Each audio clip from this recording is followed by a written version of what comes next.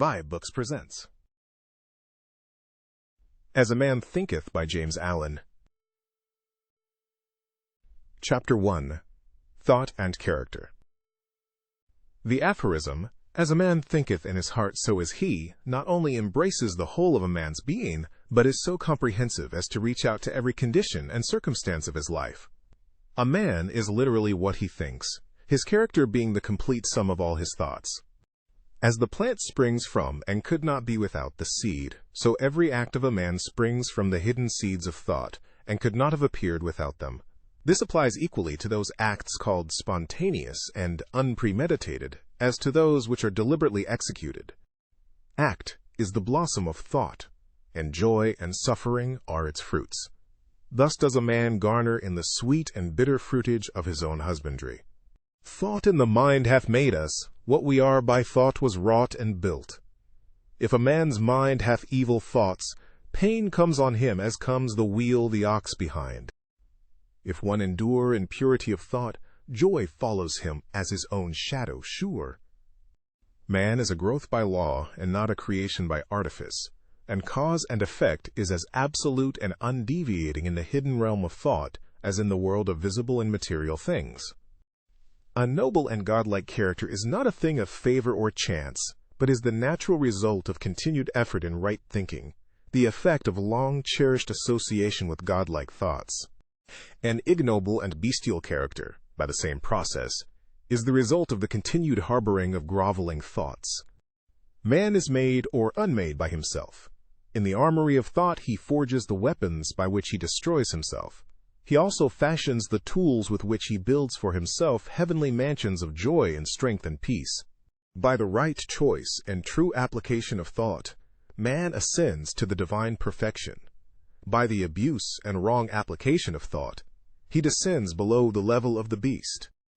Between these two extremes are all the grades of character, and man is their maker and master. Of all the beautiful truths pertaining to the soul which have been restored and brought to light in this age, none is more gladdening or fruitful of divine promise and confidence than this, that man is the master of thought, the molder of character, and the maker and shaper of condition, environment, and destiny.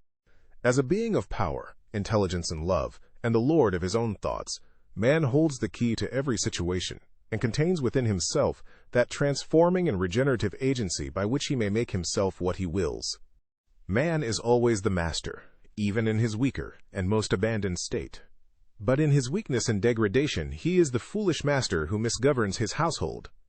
When he begins to reflect upon his condition, and to search diligently for the law upon which his being is established, he then becomes the wise master, directing his energies with intelligence, and fashioning his thoughts to fruitful issues. Such is the conscious master, and man can only thus become by discovering within himself the laws of thought, which discovery is totally a matter of application, self-analysis, and experience. Only by much searching and mining are gold and diamonds obtained, and man can find every truth connected with his being, if he will dig deep into the mine of his soul. And that he is the maker of his character, the molder of his life, and the builder of his destiny, he may unerringly prove, if he will watch, control, and alter his thoughts, tracing their effects upon himself, upon others, and upon his life and circumstances, linking cause and effect by patient practice and investigation, and utilizing his every experience, even to the most trivial, everyday occurrence, as a means of obtaining that knowledge of himself which is understanding, wisdom, power. In this direction, as in no other, is the law absolute that he that seeketh findeth, and to him that knocketh it shall be opened.